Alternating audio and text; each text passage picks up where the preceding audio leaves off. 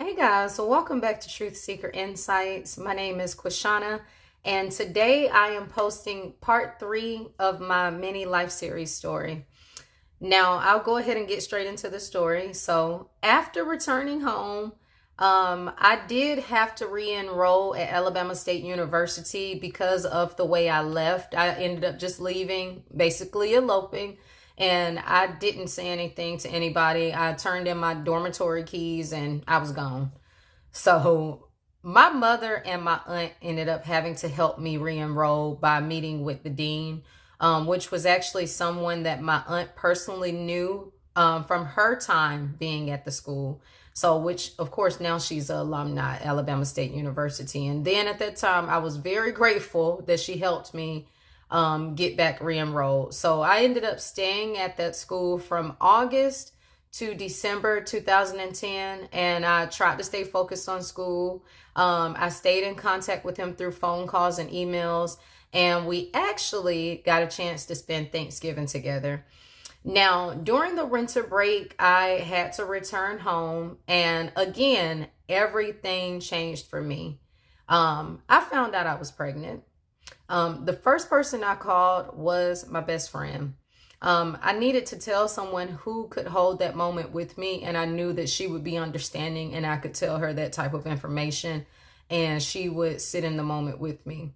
So after calling her, I then sent him pictures of the test just to inform him and let him know, hey, I'm pregnant.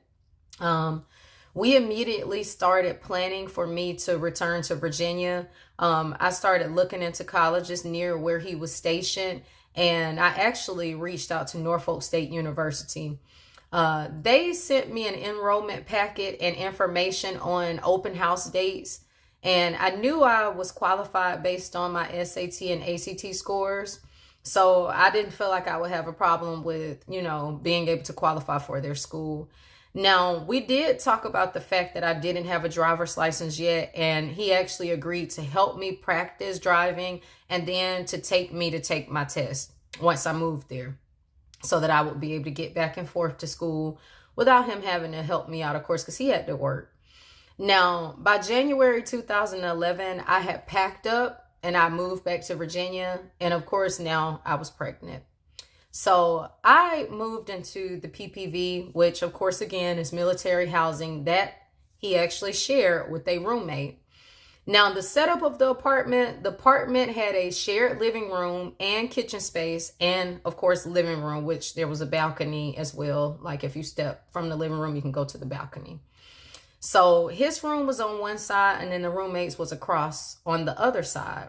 Now, the bathroom was inside of the room, so that gave a little privacy, of course, but I quickly realized it wasn't really our space, of course. I naturally knew that, but I wanted to feel more comfortable in thinking it.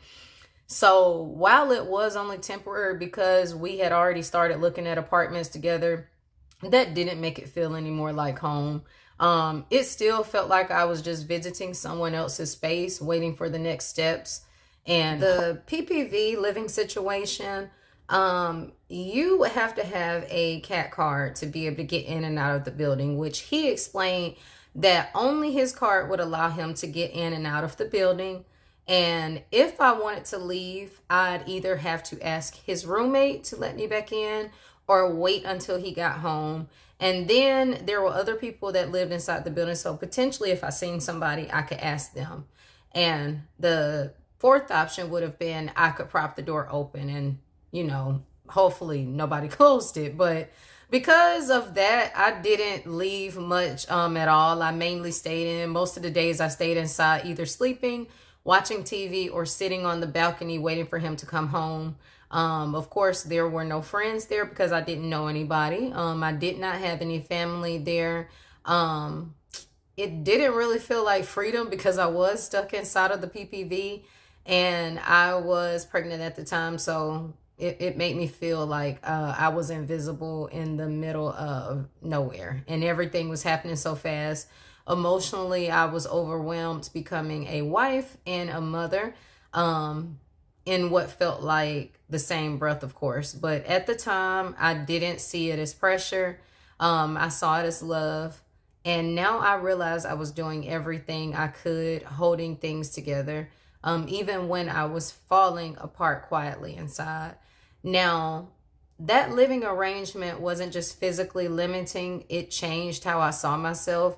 I started shrinking in ways I couldn't even name yet. And looking back, I wasn't educated on certain things. Of course, at 18, as I mentioned, I was bright eyed, naive, very naive, and very hopeful.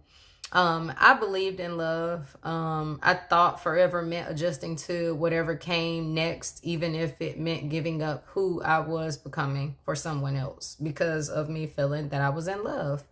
Um, but the truth is, I was building a future on uncertainty. And this isn't a pity story. It's a moment of truth for myself and for anyone else who's ever tried to love before they knew how to love themselves. This is something for you guys. Now, I am going to go ahead and post part 4 within the next day. I don't like to make these too long of story times. It is a lot to it, and I'm trying to pack it everything into one. But I thank you guys for listening to my story. I will be back.